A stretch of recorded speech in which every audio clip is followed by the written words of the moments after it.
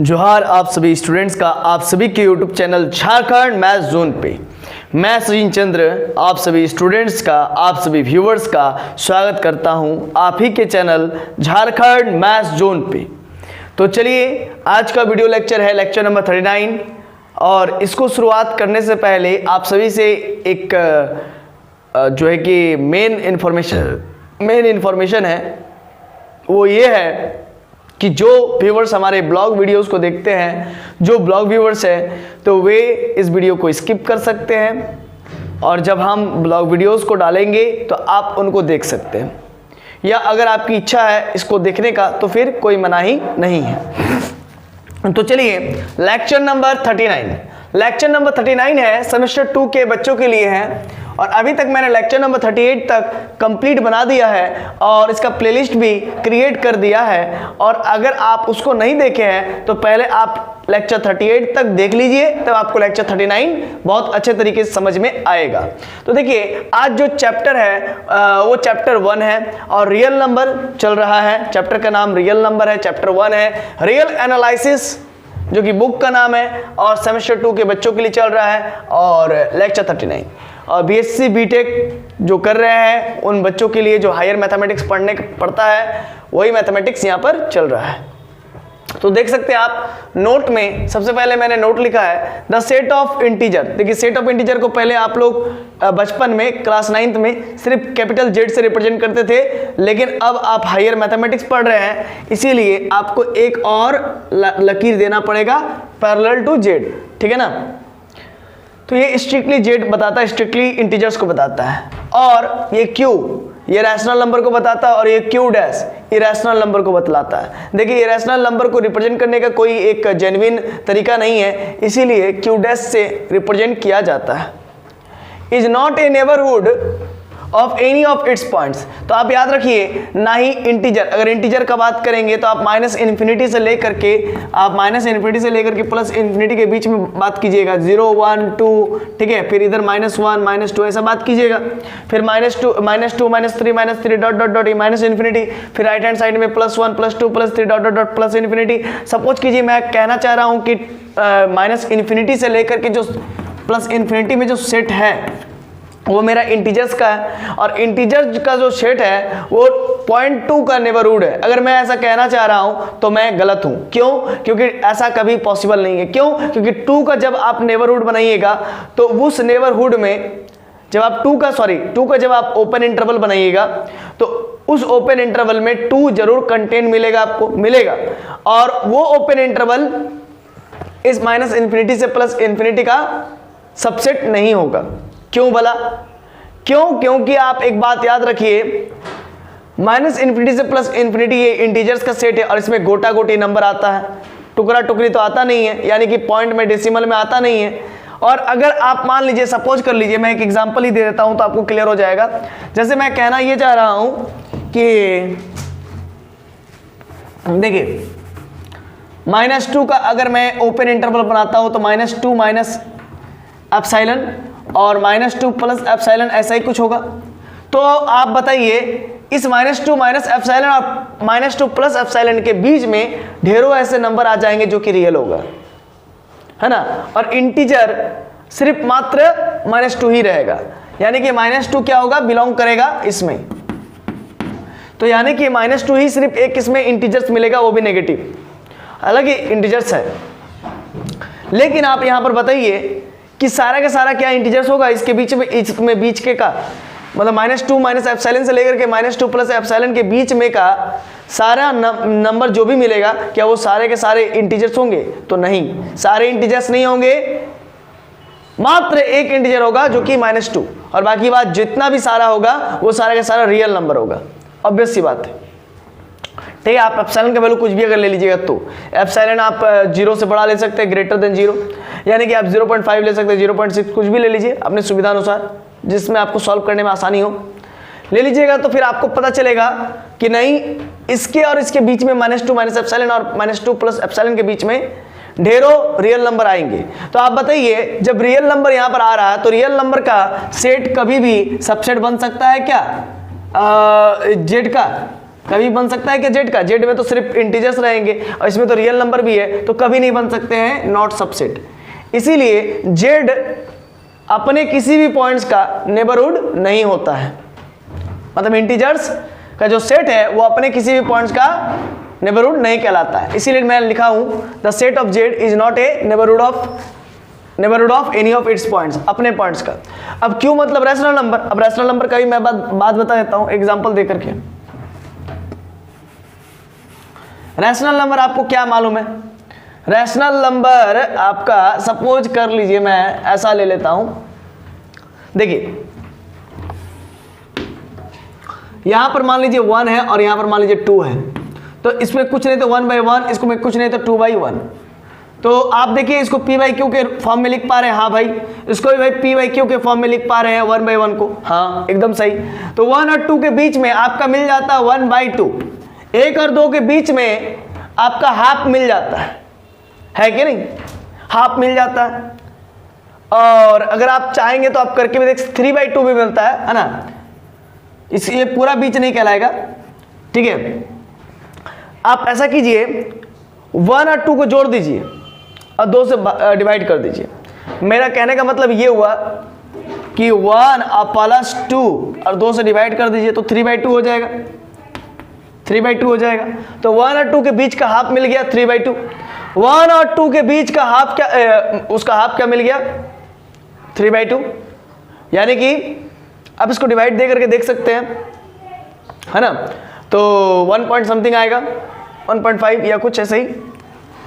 तो देखिए मैं यहां पर जो कह रहा हूं आप डिवाइड दे करके देख सकते हैं, 2 × 2 एक बचा, मतलब वही 1.5 आएगा समथिंग, ठीक है। तो मैं यहां पर जो कह रहा हूं 1 और 2 के बीच का 3/2 आ रहा है ना। चलिए ये आपको क्लियर है। मैं यहां पर जो मेन मुद्दा पर बात करूंगा उस पर आप समझिएगा, ठीक है। मैं यहां पर जो कहना चाह रहा हूं कि रैशनल नंबर के जो सेट है उसके अंदर जितने भी पॉइंट्स है वे सारे के सारे नेबरहुड्स नहीं होते, कोई भी नहीं होते। क्यों भाई, जरा देखिए। मैं अगर 1/2 का बात करूं तो 1/2 का मैं बात कर लेता हूं तो 1/2 माइनस का एप्सिलॉन और 1/2 प्लस का एप्सिलॉन, ठीक है। तो एक आप बात बताइए, 1/2 मतलब 0.5, ये एक रैशनल नंबर है ना। ऑब्वियस सी बात है 1/2 एक रैशनल नंबर है। तो आप ऐसा आप कह सकते हैं, क्या कह सकते हैं कि रैशनल नंबर का एक सपोज कर लीजिए आप सेट बना लीजिए, ठीक है। रैशनल नंबर का मैंने सेट बना लिया 0/1 भी रैशनल नंबर होता है, 1 2, ठीक है, और 3, ठीक है ना। तो 0 भी हो गया, 1 भी हो गया और 2 भी हो गया। 0 1 और 2 और 3, ये हमारा क्या हो गया, रैशनल नंबर का एक सेट मैंने बना दिया। 0 और 1 के बीच में एक रैशनल नंबर मिल जाएगा, 0 + 1/2 मतलब 1/2 मिल जाएगा। 1 और 2 के बीच में मिल जाएगा 1 + 2/2 मतलब 3/2। 2 और 3 के बीच में मिल जाएगा 2 + 3/2 मतलब 5/2। मिल रहा है, अब इसी बात है, मिल रहा है। लेकिन आप हमको ये बतलाइए कि आप कहिएगा, आप यहां पर कह सकते हैं कि आपने तो 2 रैशनल नंबर ले लिया और उसके बीच में इरेशनल भी तो मिल सकता है, रियल भी तो मिल सकता है। मैं कहूंगा इसके बेस पर, इसी के बेस पर एक थ्योरम है कि 2 रैशनल नंबर के बीच में इनफाइनाइट रैशनल नंबर्स होते हैं। ये मैं प्रूफ करूंगा इन फ्यूचर, जो आगे आने वाले थ्योरम से। तो कुल मिला के देखा जाए तो 2 रैशनल नंबर के बीच में हमेशा रैशनल नंबर मिलता है, ठीक है। इस कंसेप्ट को आप याद रखिए, 2 रैशनल नंबर के बीच में इनफाइनाइट रैशनल नंबर्स मिलता है, ठीक है। ये मैं प्रूफ करूंगा इन फ्यूचर। तो अभी मैं क्या समझ रहा हूं और आपको क्या समझा पा रहा हूं, 0 और 1 के बीच में मेरा 1/2 है, ठीक है। अब मैं क्या कह रहा हूं कि 1/2 बिलोंग करता है 1/2 माइनस एप्सिलॉन से लेते हुए 1/2 प्लस एप्सिलॉन, मतलब इसका एक ओपन इंटरवल बना दिया, ठीक है। तो ये जो मेरा नंबर है ये जो मेरा नंबर है इसके बीच में मेरा इनफाइनाइट इरेशनल नंबर भी मिल सकता है, इनफाइनाइट इरेशनल नंबर भी मिल सकता है। तो ये इरेशनल नंबर्स का जो सेट बनेगा ये इसका क्या नहीं होगा, सबसेट नहीं बन पाएगा। इसीलिए मैं कहूंगा कि रैशनल नंबर का जो सेट होता है उसके बीच के जो सारे पॉइंट्स होते हैं, बहुत सारे ऐसे पॉइंट्स होते हैं जिसके वजह से इस रैशनल नंबर में बहुत सारे इरेशनल नंबर भी आते हैं। डेंसिटी थ्योरम से मैं प्रूफ करूंगा इसको इन फ्यूचर में कि रैशनल नंबर के बीच में इरेशनल नंबर भी आते हैं। दो रैशनल नंबर के बीच में बहुत सारा जो है कि रैशनल नंबर भी आता है, दो रैशनल नंबर के बीच में ढेर सारा इरेशनल नंबर भी आता है। ये भी मैं प्रूफ करूंगा इन फ्यूचर, ठीक है। तो अभी मैं क्या आपको समझा पा रहा हूं, ये 1/2 एक रैशनल नंबर है और इसी का एक मेंबर है 0 और 1 के बीच का। अगर मैं ऐसे इसको हटा दूं, 0 और 1 में एक रैशनल नंबर का एक सेट ले लेता हूं। 0 भी मेरा रैशनल नंबर है 0/1 और 1 भी एक मेरा रैशनल नंबर 1/1 और इसके बीच में एक रैशनल नंबर है 1/2, ठीक है। और 1/2 और 1 के बीच में भी एक रैशनल नंबर है 1/2 + 1, मतलब एलसीएम लीजिए 3/2, ठीक है ना। मतलब आप यहां पर देखिए 0 और 1 के बीच में क्या होता है, 0 और 1 के बीच में मेरा हाफ हो गया और हाफ और 1 के बीच में हाफ + 1, इसको एलसीएम लीजिएगा तो 3/2 हो जाएगा, ठीक है। तो इस प्रकार से दो रैशनल नंबर के बीच में एक रैशनल नंबर मिला, फिर 1/2, फिर 1/1 के बीच में फिर 3/2 एक रैशनल नंबर मिला, फिर 3/2 और 1 के बीच में आपको मिल जाएगा 5/2, फिर 5/2 और फिर 1 के बीच में मिल जाएगा आपका 7/2, फिर 7/2 और +1 के बीच में मिल जाएगा आपको 9/2, फिर आपका 9/2 + 1 के बीच में मिल जाएगा आपका 11/2, ठीक है। तो ऐसा आप करते जाइएगा तो ढेरों रैशनल नंबर मिलेगा। मैं नहीं कह रहा हूं कि नहीं मिलेगा, मिलेगा जरूर, ठीक है। लेकिन आप एक बात यहां पर गौर कीजिए, 1/2 बिलोंग करता है 1/2 - एप्सिलॉन और 1/2 + एप्सिलॉन में, इसमें कोई शक नहीं। और आप ये बतलाइए कि 1/2 - एप्सिलॉन से लेते हुए 1/2 + एप्सिलॉन में जो ओपन इंटरवल है, क्या इसमें सारा रैशनल नंबर ही मिलेगा? तो जी नहीं, इसमें ढेर सारा रियल नंबर भी मिल सकता है, बहुत सारा रियल नंबर। और जरूरी नहीं है कि सारा रियल नंबर रैशनल नंबर ही हो, और जरूरी नहीं है कि सारा रियल नंबर रैशनल नंबर ही हो, लेकिन सारा रैशनल नंबर रियल नंबर होता है, ये आपको मालूम होना चाहिए। सारा रैशनल नंबर रियल नंबर होता है, सारा इरेशनल नंबर रियल नंबर होता है, सारा नेचुरल नंबर रियल नंबर होता है, सारा इंटीजर्स रियल नंबर होता है, सारा होल नंबर रियल नंबर होता है। लेकिन ये जरूरी नहीं कि सारा रियल नंबर होल नंबर हो जाए, ये जरूरी नहीं है कि सारा रियल नंबर, देखिए मैं जो बता रहा हूं वो आप समझिए, ये जरूरी नहीं कि सारा रियल नंबर होल नंबर हो जाए। क्यों? अगर मैं नेचुरल नंबर का एक सेट उठा लूं 1 से लेकर के इन्फिनिटी, तो ये एक रियल नंबर है, तो ये जरूरी नहीं कि सारा रियल नंबर इसमें है तो ये होल नंबर बन जाएगा, क्योंकि इसमें तो 0 मिस है, 0 तो गायब है।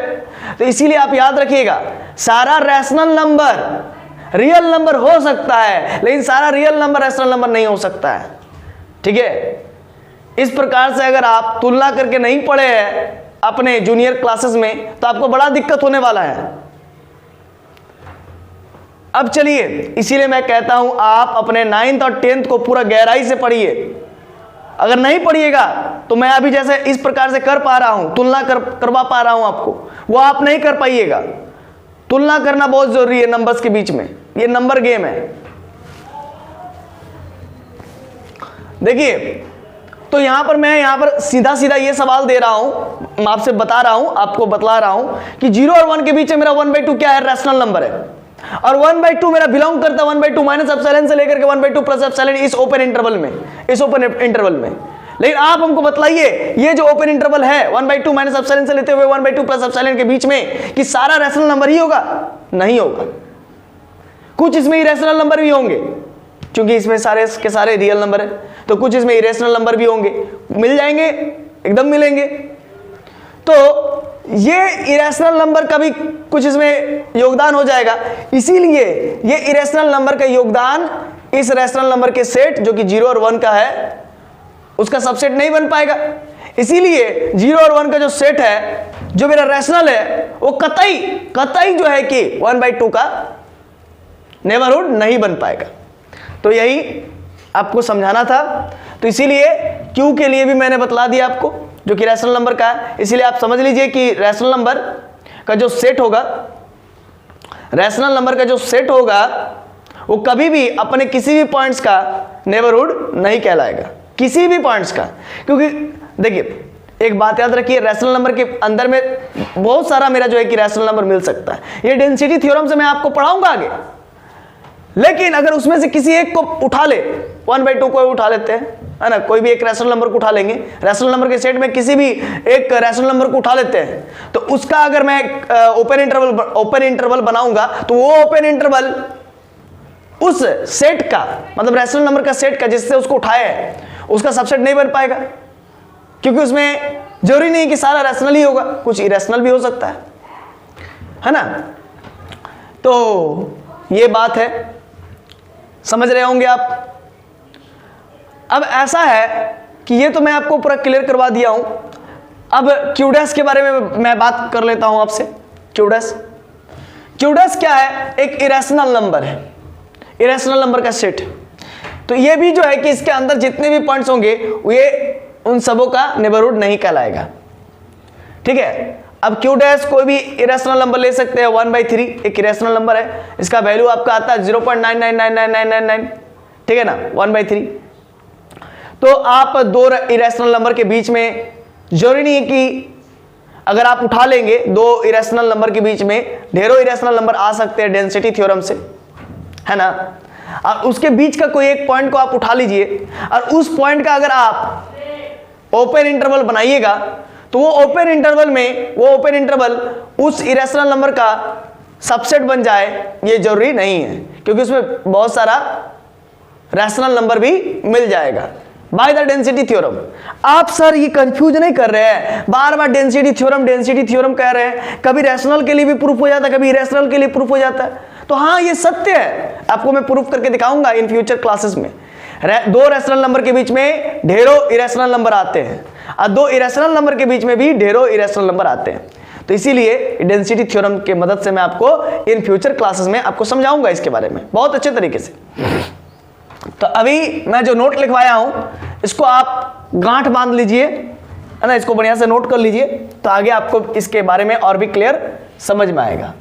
क्योंकि अभी आपने डेंसिटी थ्योरम पढ़ा नहीं है तो आपको हो सकता है कहीं ना कहीं एक असुविधा का महसूस हो रहा होगा, लेकिन आपको तो मैं क्लियर कर ही रहा हूं, ठीक है। चलिए आइए, वेयर जेड आपका इंटीजर सेट है, जेड आपका क्या है? इंटीजर सेट है, ठीक है। तो इसको तो मैं बता ही चुका हूं, है ना, कि जेड जो ये रिप्रेजेंटेशन है, ये जो रिप्रेजेंटेशन है जेड को रिप्रेजेंट करता है इंटीजर सेट का।